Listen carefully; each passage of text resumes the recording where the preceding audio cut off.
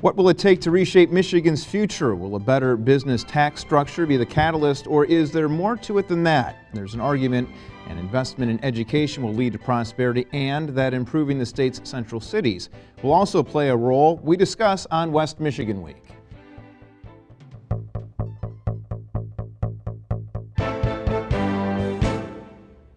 And thank you for joining us on West Michigan Week. On the panel, flying solo, Carol Valade, Grand Rapids Business Journal. Patrick. Good evening to seeing you here. And Lou Glazer, President of Michigan Future Incorporated. Good to be here. You've been here before. I have. And we love having you here because the study just gets better and better and better. Well, and not so much. Well, it continues to prove a point. Right.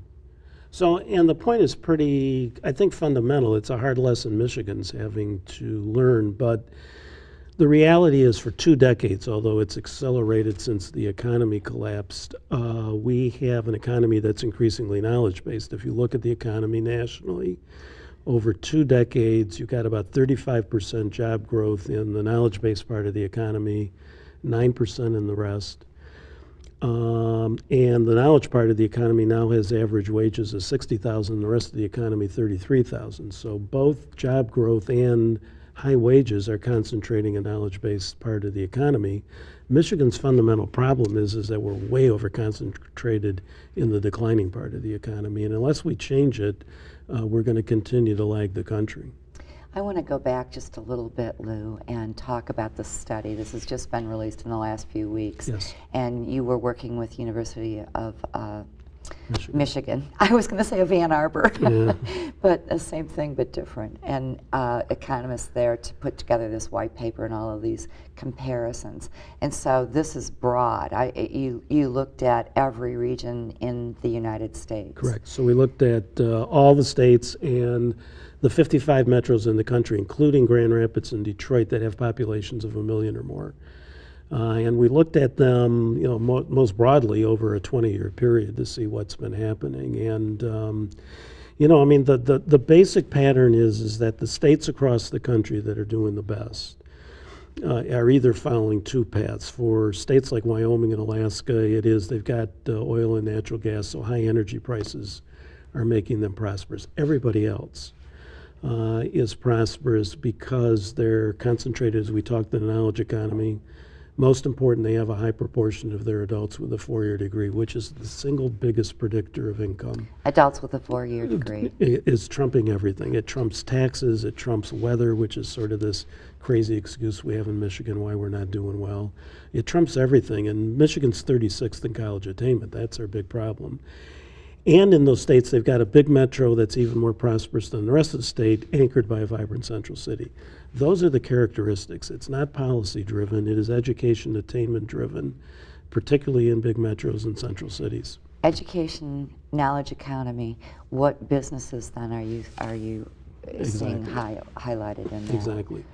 So we've been trying to get people to focus on the notion that the knowledge economy is much broader than high tech. There's this notion that it is healthcare, education, finance and insurance, this cluster now that's called information, which includes the media, old media, new media, software and telecommunications, and then this broad category that's business and professional services, which are law firms and engineering firms and architecture firms, all the rest. That is the knowledge economy. It's 45% of the jobs in America, 60% of the wages in America, and all of the job growth in the country for the last 10 years. And you're saying Michigan as a whole ranks it's dropped 19 places just at in the last 10 years? Exactly. As a survey? Exactly. Dropped another 19. Yeah, exactly. So it's interesting. We built America's middle class, mass middle class in the 20th century, and we had a 100-year run, which is terrific. But that run was based on largely high-paid, low-skill, predominantly factory work. So we get to 2000, we're still 18th in per capita income. We're still in the top 20. In 2009, we're 37th. That's at 19. No one has fallen that far that quick ever since the Fed started keeping statistics in 1929, and it is because the factory-based economy, the low education attainment economy collapsed, the knowledge economy is rising. And is Grand Rapids sector doing any better than the rest of the state?